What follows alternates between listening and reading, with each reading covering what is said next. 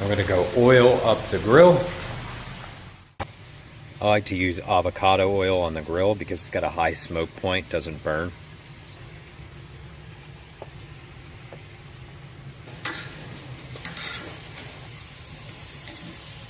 This is to make up for the guilt of having hot dogs. I feel like I need a consolation vegetable, so carrots is what I had.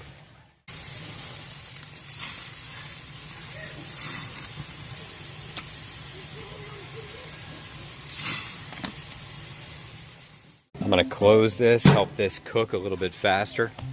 Dogs, hot dogs.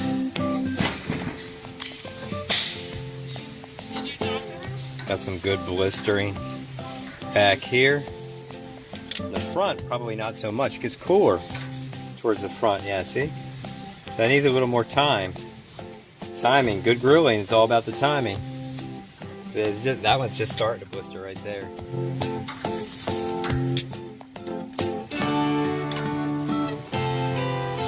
Onions cook pretty quick. I'm gonna move these carrots up. Top rack, get them off the heat. See what they look like on the other side. Pretty nice. They're about done.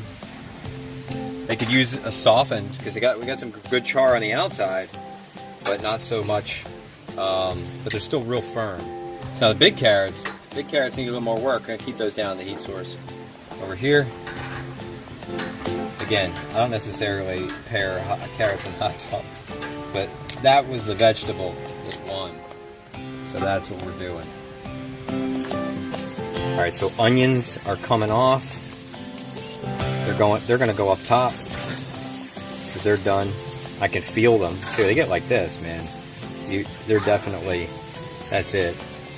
So I'm looking for those dogs to blister up too. You can see it starting to happen. Right here, underneath of that one. Hey Sharon, can you go grab my buns? See, look at that. That's exactly what we're looking for. Right there. You don't want to mess with them because you need to get the internal temperature hot enough, right? So people, they flip their food, they roll their food, right? And then the food, what happens? It cools down on the top. It dries out. You know, if you want to maintain any level of integrity in your food, give it some time to cook. See, these aren't cooking as much as these because the heat is in the back, obviously. So I'm going to move these in the back. I'm going to move the ones that are cooking to the front. I'll put these buns on there just to warm them up.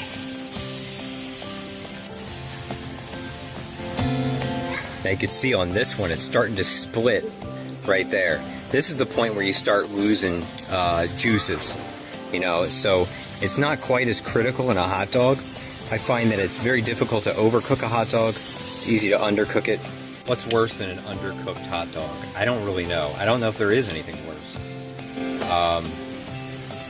No, those like boiled hot dogs, people do this. It's like a thing, they boil.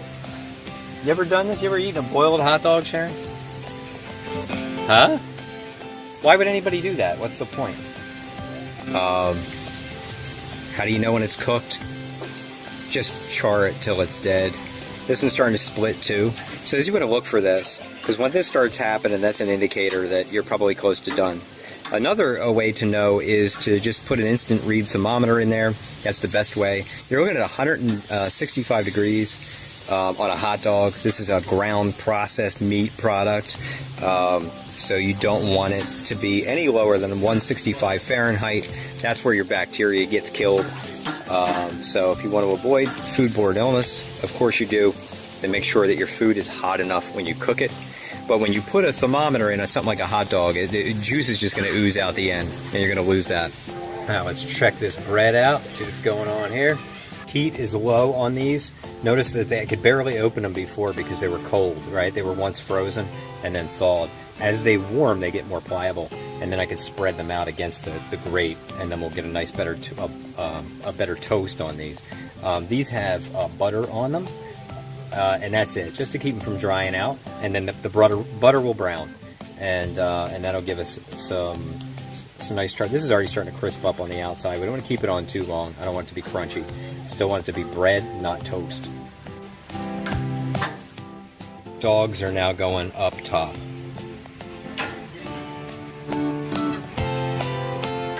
They are done. Everything's done, ready to go. Just need our mustard. We're ready to eat. There we go. And I'm just going to move it to the cool side. This is what we're looking for. Just some subtle grill lines, a little bit toasted, with some little char going around the edges.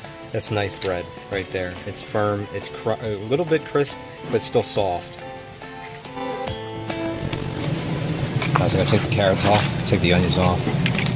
Okay. A little bit of olive oil. Extra virgin Goya brand, because it's sweet and fruity. I like it for certain things. Get these off of the grill. Oh yeah, it's a real nice one there. Look at that. And that's about it.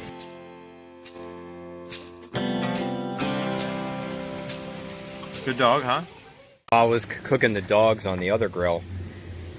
Sharon decided to come out and throw some purple sweet potatoes on the other grill so that she didn't have to do it later for tomorrow, right? So this is all, these are looking good.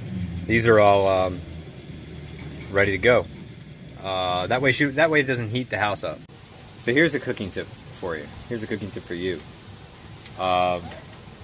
After you're done cooking something, objectively taste it. Don't be biased and think that it's amazing because you cooked it. Think about it objectively and take note to what you would change or improve about that dish before you make it again. Next, what was that? You see that was a dragonfly like the size of a pterodactyl. So and then write it down, and keep. I mean, even something simple as like a hot dog. I don't care if it's a peanut butter and jelly sandwich. No matter what you're making can always be better, but it never will be if you're not paying attention, So pay attention to what you're cooking and what the outcome was. Like in this case, and I've been doing this for decades now. I've been cooking most of my life and cooking professionally for probably 3/4 of that time. And I still learn every single time. So in this case, I would say that the buns really outsized. Are you okay? We got gnats? Just brush them away. So the bun, there was too much bun to the dog. Small dogs, these aren't Chicago style hot dogs here. Small dog, big bun. That's a problem. So what's the solution? Double dogs. That's one solution, yeah, double dogs. You can put 2 dogs on one bun. What else? Hollow it out. Hollow it out. Subway style. There you go. Less bread. Because the bread, you lose the dog in the bread. And then you got to put lost dog signs up all over town. All my best material is my wife's. So, that's not true, is it? Pretty much true. When was the last time you had a hot dog? Maybe 3 or 4 years ago?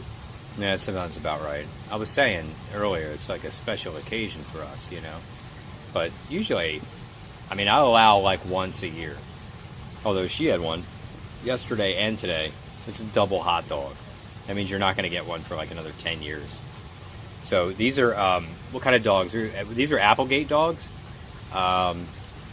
Organic, grass-fed, uncured, all that nonsense. Because, uncured, nitrate-free. Oh, beef dogs, yeah. Nitrate. Yeah, so if you have to eat a hot dog, I think that's the way to do it. But people think that that's healthy. They go, I eat healthy hot dogs. There's nothing healthy about a hot dog. I don't care how natural organic it is, right? Looks like we got the grilling done just in time. Yeah, that's Florida weather for you in the summer. All right, so here's a pro chef tip for you, okay? Notice that when I was using the grill, the right side was flaming really high and the left wasn't, but the food was on the left. So what was the point of the high flame on the right? And the idea here is to convect the heat. Heat rises, convects under the lid, pushes back down, cooks the top of the food on the other side, while the other food is more exposed to the direct heat source from underneath.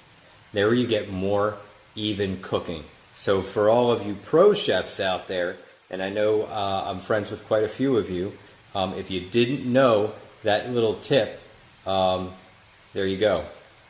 I discovered that one kind of by accident. A lot of testing went into figuring that one out.